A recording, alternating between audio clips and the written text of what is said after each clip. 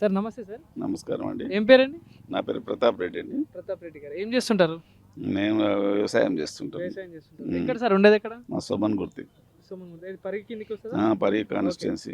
Sir మరి ఇప్పుడు తెలంగాణలో అంతటా ఈ పార్లమెంట్ ఎలక్షన్స్ వస్తున్నాయి. సో దీనిలో భాగంగా మనం అంటే పరిగి నియోజకవర్గంలో సర్వే చేస్తున్నాం. సో వచ్చే ఎలక్షన్స్లో ఎవరు కోటేస్తారు ఏంది ప్రజల అభిప్రాయం ఏందని తెలుసుకుంటున్నాం. సో మరి ఎట్లా ఉంది సార్ పరిగిలో ఇప్పుడు ఏదైతే 3 పార్టీలలో ప్రధానంగా ఏ పార్టీ ముందంజలో ఉంది? మా కాంగ్రెస్ ముందు ఉందండి. ఎందుకంటే టీఆర్ఎస్ మొత్తం దగులుబాజీ పనులు చేసింది ఇంతవరకు కూడా. గత ప్రభుత్వం అంతా మోసపోయినరు. ఇప్పుడు అందరూ కాంగ్రెస్ కావాలనే అనుకుంటున్నారు. బీజేపీ ఏమనుకుంటుందంటే మేము ఏదో హిందూ రామజన్మభూమి చేసినాం అది చేసినాం ఓట్లు వస్తాయని దండుకుందాం అనుకుంటున్నారు. కానీ అది అది అయ్యే పని అయితే కాదు. కాంగ్రెస్ ప్రభుత్వం మంచిగానే చేస్తుంది. వాళ్ళ ఆశయాలు కరెక్ట్ ఉంటాయి. వాళ్ళు చెప్పింది చేస్తారు. వాళ్ళు ఆ నమ్మకం ప్రజలకు ఉన్నది. వీళ్ళు ఏదో ప్రజలు ఇంకా మొన్న 100 రోజుల్లోనే ప్రజలను మోసం చేసిండు అని బీఆర్ఎస్ అంటుంది. కానీ మోసం వాళ్ళు కాదు, మీరు మోసం చేసిండ్రు కాబట్టి ఆ వర్డ్ మీకు వస్తున్నది. గత 10 సంవత్సరాలు అది ప్రజలు బాగా మంచి గమనించి ఓటు వేయడానికి నిర్ణయించుకుంటున్నారు. అయితే గత 10 సంవత్సరాలు చూసుకోండి సార్, అయితే అనేక హామీలు పెట్టడం జరిగింది బీఆర్ఎస్ ప్రభుత్వం. కానీ అమలు విషయంలో ఎట్లా ఉంది సార్? మరి వాళ్ళు రుణమాఫీ చేస్తామన్నారు. 5 ఏళ్ళ టర్మ్ అయిపోతే కూడా ఆయనకి యాది రాలేదు. ఇవాళ కాంగ్రెస్ చేస్తలేదు అని మొత్తుకుంటున్నాడు 100 రోజుల్లో. మరి ఆయన ఏం చేసిండు? ఆయన మర్చిపోయిండు. అది దళిత బంధు అంటాడు, ఊరికొక్కరికి ఇస్తాడు. దళిత బంధు అంటాడు, ఇచ్చేసినామంటాడు. అన్ని జూట ముచ్చట్లు ఆయన నోరు చేసుకొని ఆ ప్రెస్ వాళ్ళను వీళ్ళను బెదిరించుకొని యూట్యూబ్ వాళ్ళను బెదిరించుకొని ముందుకు వచ్చింది ఇన్ని రోజులు. ఇప్పుడు అవన్నీ నడవకూర్చొని వచ్చినాయి వాళ్ళ మీద తిక్క. ఇప్పుడు యూట్యూబ్ రివర్స్ మీడియా వాళ్ళ మీద. మరి చెవెల పార్లమెంట్ నియోజకవర్గం నుండి చూసుకుంటే ప్రధానంగా సో ఇక్కడ ఉన్న అభ్యర్థి ఎవరైతే మన అభ్యర్థి ఎవరు సార్? రంజిత్ రెడ్డి గారు. అవును, రంజిత్ రెడ్డి గారు.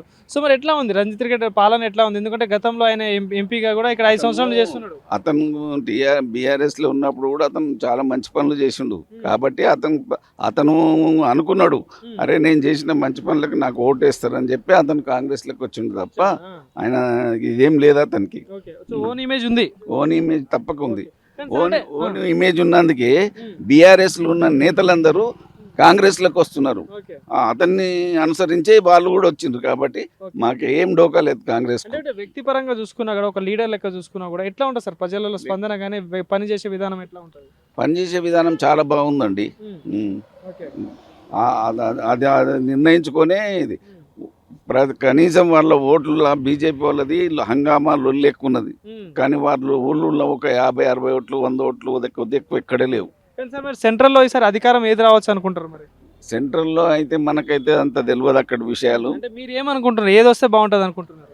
కాంగ్రెస్ వస్తేనే బాగుంటుంది. కానీ అతను మరి అక్కడి జనాలు ఎట్లున్నారో మనకేం తెలియదు కదా. అన్ని రాష్ట్రంగా మనకు అంత తెలియదు. సో మరి తెలంగాణలో ఉన్న 17 స్థానాలలో చూసుకుంటే సో ఎన్ని రావచ్చు? కాంగ్రెస్ 14 వస్తాయి అనుకుంటున్నాను నేనైతే. 14 డెఫినెట్ వస్తాయి. సో మరి చేవేళ్ల విషయాలు చూసుకున్నారు ప్రధానంగా. సో ఇక్కడ 3 అభ్యర్థులు ఉన్నారు, గట్టి పోటీ. నియోజకవర్గంలో రంజిత్ రెడ్డి గారు 1,00,000 ఓట్ల మెజార్టీ తోటి గెలుస్తాడు. Full confidence. అతను ఏమనుకుంటుండే మొన్న ముస్లిం మైనార్టీ ఓట్లన్నీ మాకే పడతాయి, కాంగ్రెస్కే పడతాయి. 5 లక్షల 6 లక్షల ఓట్లు ముస్లిం ఓట్లున్నాయి. వాళ్ళు ఈ 6 లక్షలను చేంజ్ చేయడానికే బీజేపీ ఎంట ముందు అయిపోతాడు, కంగు తినిపోతాడు. ఆయన ఏమనుకుంటున్నారంటే జెండలు వేసుకున్న వాళ్ళందరూ ఓట్లు వేస్తారు మాకు అని అనుకుంటున్నాడు. అది మాత్రం అసంభవం.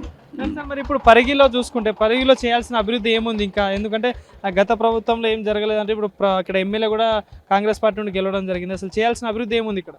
ఇక అభివృద్ధి గురించి అంటే ఇంకా నాకు అంత పెద్దగా మీరు చూస్తుంటారు కదా, మాకు అంత పెద్దగా ఏం తెలియదులే.